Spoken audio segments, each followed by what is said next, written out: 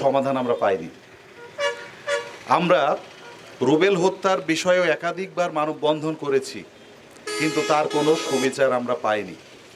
Police প্রশাসন বা দেশের প্রচলিত আইন যাই আছে না আছে, আপনারা চলছেন আপনাদের প্রচলিত ধারায় করেন না। যেমন আগে বলা হতো পুলিশকে জনগণ ভাবা হতো না, তেমনি করে এখন সাংবাদিকদেরকেও আর কেউ মানুষ মনে করছেন না।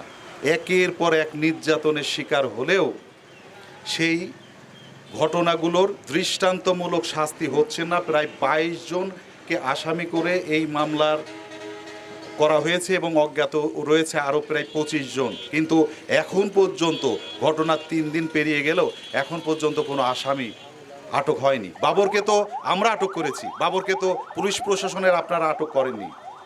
আমি মাননীয় ডিসি মহোদয়, এসপি মহোদয় এবং মাননীয় প্রধানমন্ত্রীর দৃষ্টি আকর্ষণ করছি, অবিলম্বে রিজু ভাইয়ের উপরে যে বর্বরচিত হামলা হয়েছে, এই হামলার দৃষ্টান্তমূলক শাস্তির ব্যবস্থা করেন। না হলে আমরা একের পর এক বিভিন্ন ধরনের কর্মসূচি দিব এবং কাউকে কিন্তু শান্তিতে থাকতে দিব না। আমি সমস্ত সাংবাদিকদেরকে ঐক্যবদ্ধ থাকতে বলছি।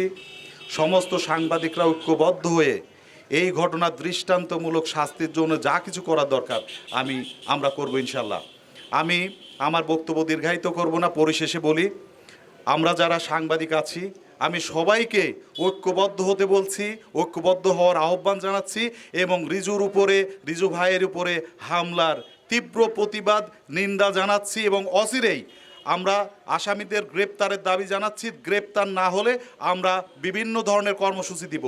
এই বলে আমি আমার সংক্ষিপ্ত বক্তব্য শেষ করছি। ধন্যবাদ। কুষ্টিয়ার হরিপুরে আমাদের সহকর্মী, আমাদের ভাই, এশিয়ান টেলিভিশনের স্টাফ রিপোর্টার এবং দৈনিক সত্য খবর পত্রিকার সম্পাদক ও প্রকাশক হাসিবুর রহমান রিজু ভাইয়ের উপরে যে হামলা, যে নির্যাতন হয়েছে, তা কিন্তু কুষ্টিয়ার ভিতরে আমরা দেখেছি যে সাংবাদিকদের উপরেই এমন নির্যাতন হয়।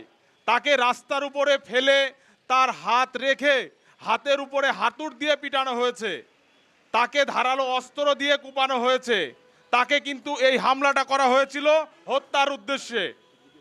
আমরা বলতে চাই, এই রকম ঘটনা যদি প্রতিনিয়ত ঘটতে থাকে তাহলে তো সাংবাদিকতা করার কোনো জায়গা আর থাকে না।